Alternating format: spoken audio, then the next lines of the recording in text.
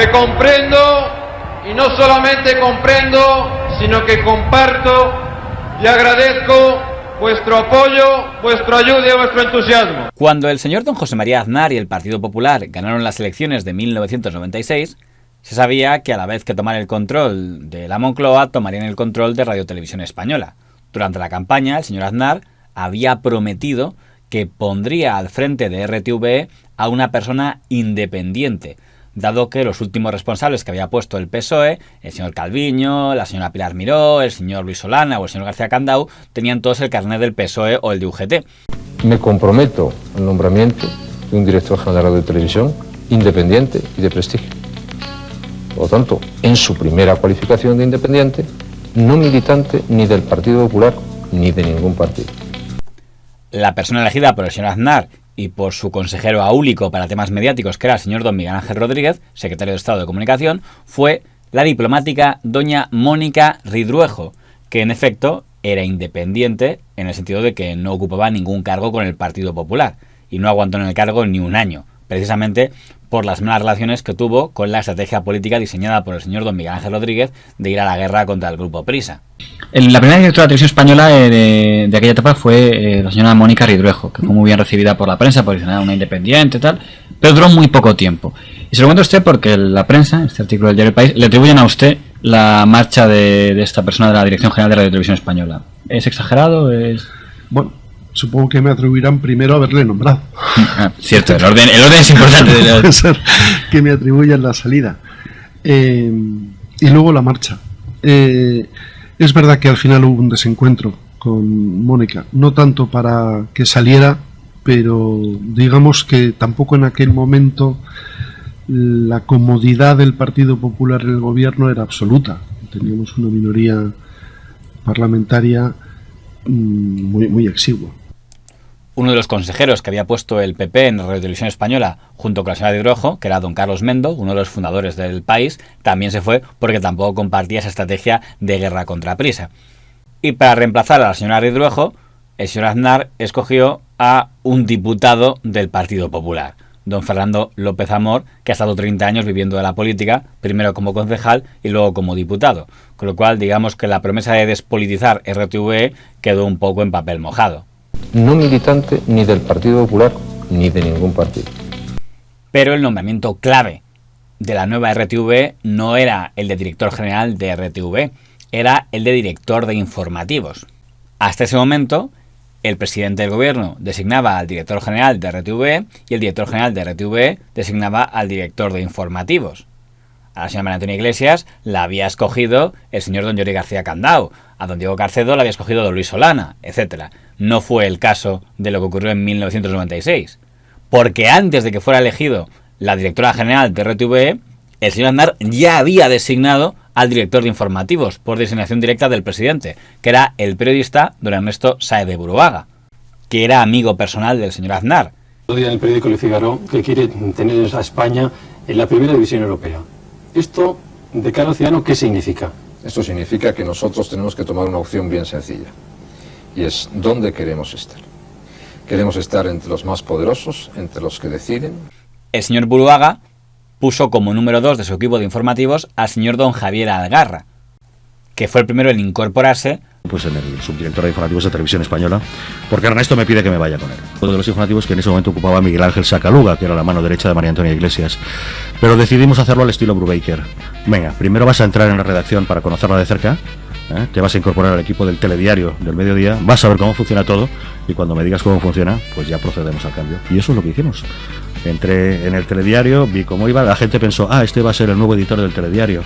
Y al cabo de una semana me nombraron pues eso, subdirector de informativos y ocupé el despacho de Sacaluga, sí. Para investigar cómo estaba el cotarro y después poder hacer la remodelación que tenían en mente, que a ojos del equipo anterior, el de doña María Antonia Iglesias, fue una purga. Los que eran periodistas por oposiciones, pero que habían tenido un peso importante en la etapa anterior, como los llamados matrimonios, quedaban relegados al pasillo. Y los que estaban contratados podían ser directamente despedidos. De los presentadores de telediarios, don Ramón Pellicer, que estaba contratado, se iba fuera. Doña Elena Sánchez, que era periodista por oposiciones, se iba relegada al pasillo. Don Eduardo Sotillos, que era militante del PSOE de carnet, quedaba fuera de la televisión. Don Fernando G. Delgado, que presentaba El Fin de Semana y que también era militante con carnet del PSOE, también quedaba fuera de Televisión Española. Cuando llega el Partido Popular a Televisión Española la primera vez, usted era presentador en ese momento del telediario y sale. No, inmediatamente, vamos, yo ya sabía, yo estaba haciendo el telediario última edición y yo le dije a mi gente, oye, esta misma noche, vamos, y efectivamente entró por la redacción Sáenz de Buruaga y le dije, adiós querido, no hace falta que pases más rato, ya sé que me vas a quitar. De aquella oleada de contrataciones que hizo el señor Sopena en el año 1985, la llamada redacción paralela de supuestos comisarios socialistas, el señor Buruaga echó a don Enrique Sopena, que estaba en Radio Nacional, a doña María Antonia Iglesias, como directora de informativos, a doña Amalia Sánchez San Pedro, que era la jefa de política, quedó fuera también, a don Javier Gil Sanz, que era el jefe de economía, a doña Josefa Rodríguez Voces y a don José Antonio Martínez Soler. El señor Martínez Soler fue el que más la lió, porque decía que su despido era una venganza porque durante la campaña electoral le había hecho una entrevista al señor Aznar donde le había vinculado con la extrema derecha y el franquismo y que decía que su despido era una represalia por aquello. Primero intentó que el expresidente don Adolfo Suárez mediara para que no le echaran y luego, como su esposa trabajaba en la prensa norteamericana, consiguió que en periódicos norteamericanos se publicara que su despido demostraba que el señor Aznar era franquista. Me quedé... No me lo podía esperar, pero ¿por qué me despiden? Las razones decían, razones económicas y profesionales. No puede ser que el gobierno español despida al tío que hace las entrevistas. Siendo directora Mónica Redruejo y director de informativos Ernesto Sáenz de Buruaga. Sí, eso es, sí. Que le llamamos Ernesto Sáenz de Torquemada entonces. Y salía ganando. La barbaridad. Me da la atención que he visto que hasta en el ABC de señor Anson se metían Anson con usted, pero le defienden el despido. Es decir, otra vez. Sea un señor socialista y sí, tal. Señor. Anson en eso me quito el sombrero con él. Le estoy muy agradecido. Pero no el mundo. Pedro J. también no le defendió ahí. No, Pedro J. entonces estaba con Aznar, hombre. Estaba con Aznar todo el tiempo. Porque tengo aquí la nota, o sea, se va a contar después, pero ya que lo he sacado. Pedro J. hizo una campaña parece que estaba muy contento con su salida, el de la señora San Pedro y los demás. Pedro J. estaba feliz por mi marcha. El organigrama que diseñó el señor Sáenz de Buruaga para los telediarios era que el señor don Matías Prat fuera la estrella del telediario de las 3 con doña Ana Blanco a su lado, que él mismo, el propio don Ernesto Sáenz de Buruaga, fuera la estrella del telediario de mayor audiencia, el de las 9, recuperando la figura que había intentado don Iñaki Gabilondo de que una misma persona fuera a la vez director de informativos, editor de telediario y presentador del noticiario estrella, y además poniéndose un sueldo que era el triple de lo que había ganado doña María Antonia Iglesias cuando ya dirigía los informativos.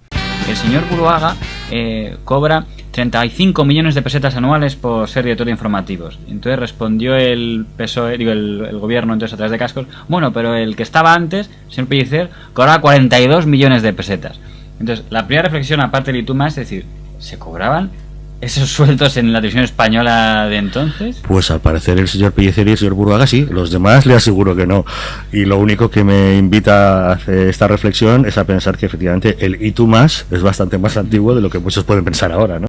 Y la mayor apuesta del señor Sáenz de Buruaga para el telediario Noche, arrebatar a Telecinco su informativo estrella, las dos figuras de su informativo estrella, que era el noticiero de la noche de Telecinco de el señor Ribagorda y el señor JJ Santos. Pues así viene la portada informativa del día, como han podido comprobar, plena y cargada de actualidad. Enseguida empezamos en cuanto conozcamos un avance del deporte, como hacemos todas las noches. José Javier. Buenas noches. Buenas noches. Pues también cargada, porque es semana europea y 3 equipos españoles de forma inmediata, bueno, 4 en esta semana, pero 2 ya en las próximas horas y otro el Real Madrid el miércoles. Van a jugar su suerte europea en... Es muy difícil, sí. Cuando ambos fichan por la 1, aparecen en prensa algunas cosas que dicen, ¿cómo la televisión pública con el dinero de todos ficha...?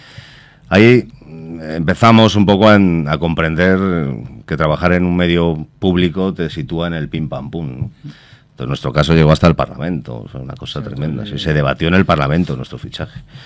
Una cosa sorprendente. Ahora, ¿no? Ya he visto con la distancia... Ahora, la distancia me parece, claro... absolutamente sorprendente, pero bueno, de cualquier cosa se trataba de hacer oposición, ¿eh? Entonces en ese momento que el Partido Popular acababa de ganar las elecciones, el año 96, nosotros llegamos a la televisión en 97 a ocupar una franja que pretendía levantar la audiencia del Telediario 3, en este caso, que era el único que no lideraba las franjas, el resto, el dominio de la primera era incuestionable. pues fue utilizado por la oposición en un momento en el que siempre se estaba discutiendo si había que reducir el déficit de televisión, si había que proceder a ERES y a despidos, y al mismo tiempo se fichaba. Es que realmente fue muy chocante, porque fue la primera vez que Televisión Española fichaba a unos profesionales de la privada. En vez de al revés, que es lo habitual. Cuando lo normal es que la televisión pública, porque siempre ha tenido los mejores profesionales, porque era la única televisión que había, nutría de profesionales a todas las televisiones privadas. Pero en nuestro caso fue al revés. Por primera vez, 2 profesionales de una televisión privada son fichados por la pública. A la vez que el señor Sáez de Buruaga, amigo personal del señor Aznar, tomaba el control de TV, don Javier González Ferrari, amigo personal del señor Aznar, tomaba el control de Radio Nacional de España. Y también en RNE hacía una importante purga, en el sentido de que quitaba a todos los locutores estrellas, incluyendo al señor don Antonio San José, que en aquella época presentaba de manera simultánea los desayunos en televisión y en radio. Su director de informativos en RNE, que era don Diego Armario, se cargaba a don Pedro Meyer, que era otro de los locutores estrellas de la etapa del PSOE, después de que hiciera un programa sobre la figura del Papa que no les pareció muy amable. De que en una tertulia de Pedro Meyer alguien sobrepasó el insulto hablando del Papa y usted tuvo que intervenir. Coincidió, fui yo el que cesé a Pedro Meyer. O sea, yo era director en ese momento, no fue eso.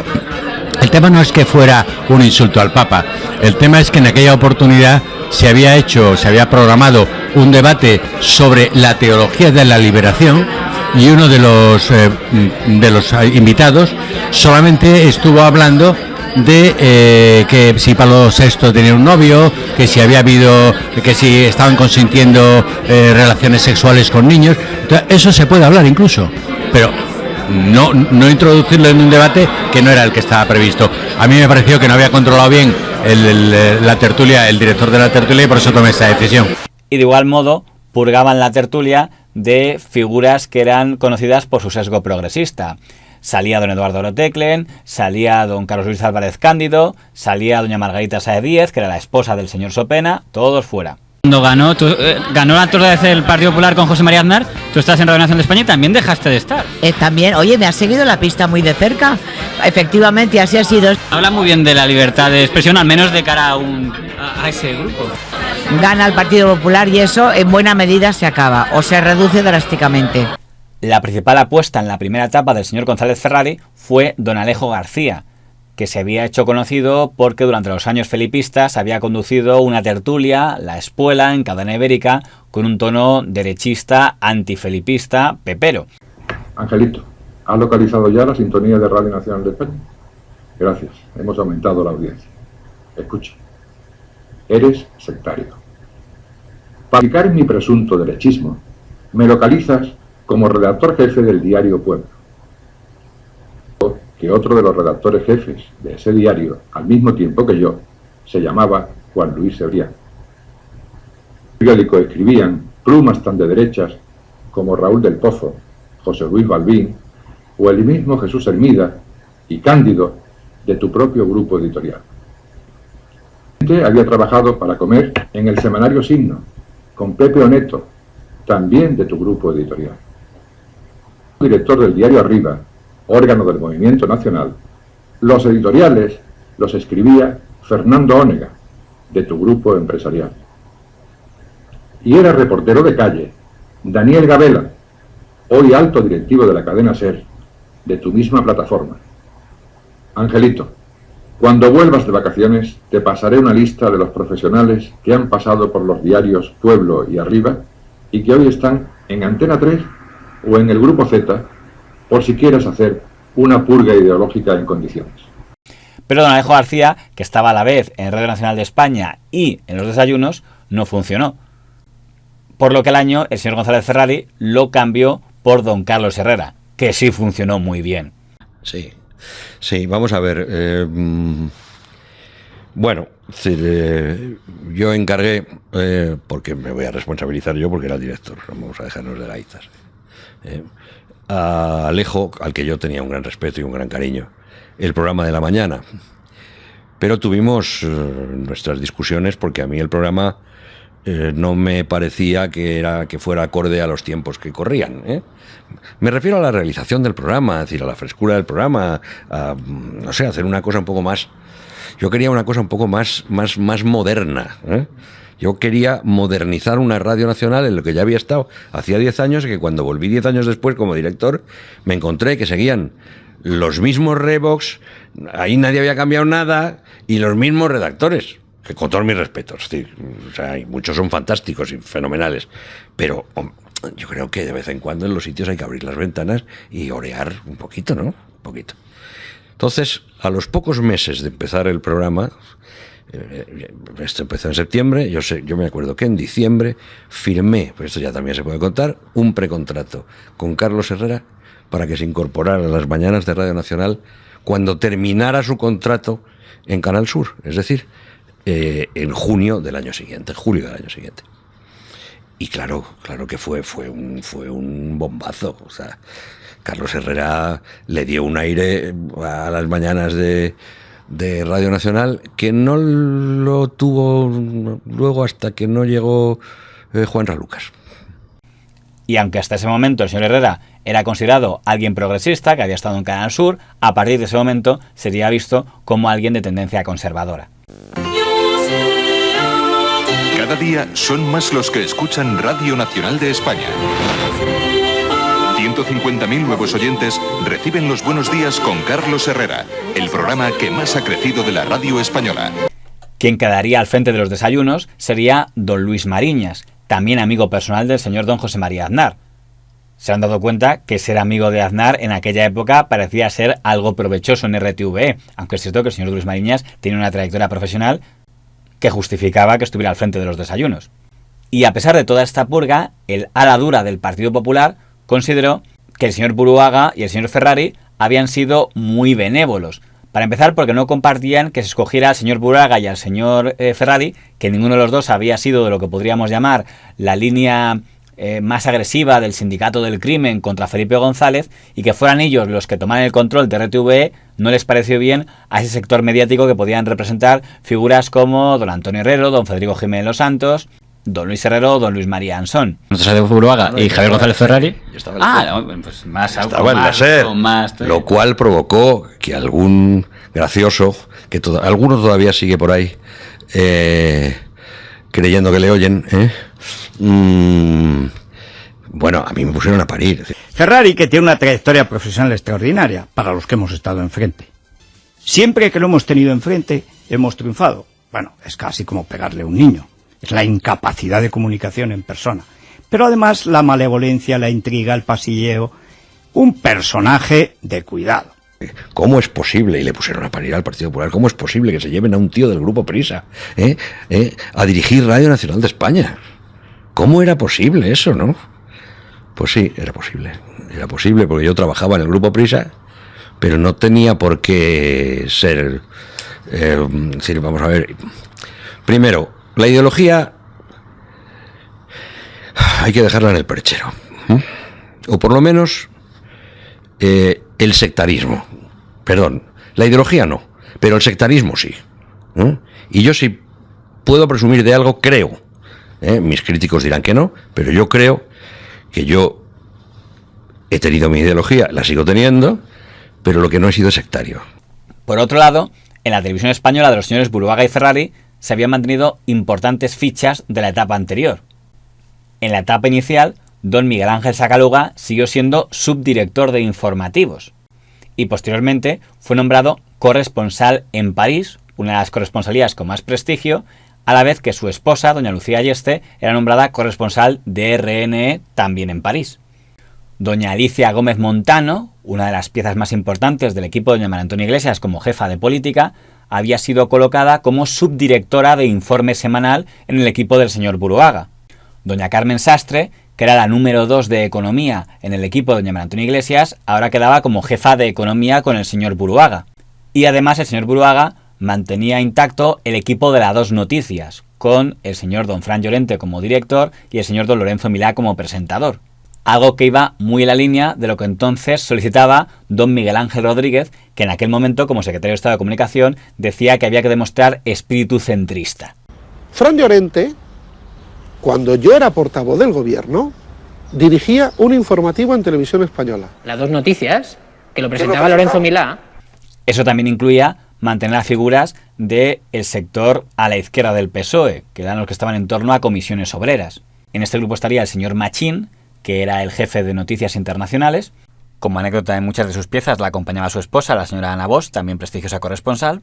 El señor don José Ángel de la Casa, que era el jefe de deportes. O don José Antonio Martín Medem, al que el señor Buruaga nombró primero corresponsal en México, luego corresponsal en Colombia y luego corresponsal en Cuba. Pero el mandato del señor Buruaga fue breve porque el gobierno Aznar privatizó Telefónica. Vamos a hablarles ahora de una empresa que después de 50 años en el sector público vuelve a ser privada, Telefónica. La primera empresa del país ha culminado con éxito su privatización. Casi 1,5 millones de españoles han adquirido acciones que hasta ahora estaban en manos del Estado y que han dejado en las arcas públicas 600.000 millones de pesetas. Que quedó a cargo de don Juan Villalonga, que en ese momento también era un amigo del señor Aznar. Lo que es fundamentalmente el amigo íntimo de José María Aznar. Y desde luego en su currículum ha pesado notablemente esta amistad para ser nombrado presidente de Telefónica. No fue el único. En aquella época también hubo un amigo del señor Aznar que quedó presidente de Repsol y otro amigo del señor Aznar que quedó presidente de Tabacalera. Era marca de la época. Entonces se decía que era el tipo de liberalismo que consiste en reducir el peso del Estado y dárselo a empresas privadas que controle ese político. Esa Telefónica toma el control de Antena 3 Televisión y es en ese momento cuando gran parte del equipo de Televisión Española se traslada a Antena 3 Televisión. Por tanto, don Ernesto Sáez de Buruaga, que presentaba el telediario de las 9 en la 1, pasará a ser el presentador del telediario de las 9 en Antena 3 y también director de informativos de Antena 3. Don Isabel San Sebastián, que hacía un programa de entrevistas en la 1, pasa a hacerlo en la Antena 3. Y lo que más le dolió a Televisión Española, que don Matías Prat, el que presentaba el telediario de las 3, también deja la 1 para pasar a hacerlo en Antena 3. Debe de estar en el estadio de Saint-Denis junto con José Ángel de la Casa. Le buscamos, adelante. Bueno, pero ¿esto qué es? ¿Pero esto qué es? Vamos a ver, Matías era compañero en Televisión Española. Al propio Matías le gustaba decir que era casi como un mueble de Televisión Española, porque era objeto del mobiliario, llevaba toda la vida allí, había entrado de pequeñito y seguía allí presentando telediarios durante muchísimo tiempo. Por eso cuando nos vamos a Antena 3 y nos reunimos pensando, bueno, ¿qué vamos a hacer? ¿No? Decidimos llevarnos a Matías Prats. No, en el año 1998 Ernesto y yo dejamos Televisión Española y nos vamos a Antena 3, él como director de informativos y yo como director ejecutivo, como subdirector de informativos. Y en una de nuestras primeras reuniones en Antena 3 decidimos qué presentadores queremos para nuestros telediarios. Habíamos decidido que el propio Ernesto presentaría el de la noche y queríamos a alguien para el mediodía. Y fui yo quien le propuse, oye, ¿por qué no le proponemos a Matías Prats que venga con nosotros? Tuvimos una comida en casa de Matías, en la que yo siempre descarado puse el tema sobre la mesa.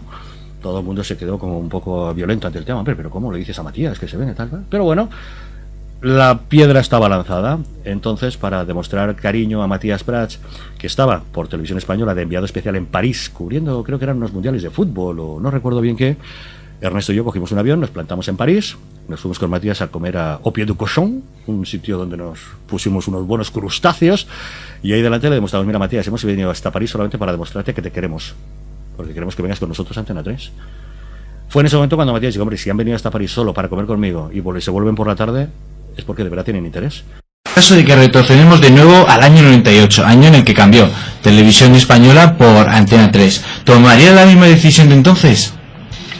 Pues mira, me costó muchísimo trabajo, no sabes lo mal que lo pasé, porque yo llevaba 22 años en aquella, 23 años en aquella casa, no había conocido otro lugar de trabajo, yo entré como estudiante en prácticas y aquello se había convertido en mi segunda casa, ¿no? A veces casi la primera por las horas que echaba entonces, porque no había horario, yo trabajaba de lunes a viernes en los informativos, llegaba el fin de semana y me iba a cubrir el partido de la semana y los domingos el Estudio Estadio, que seguramente muchos de vosotros recordaréis.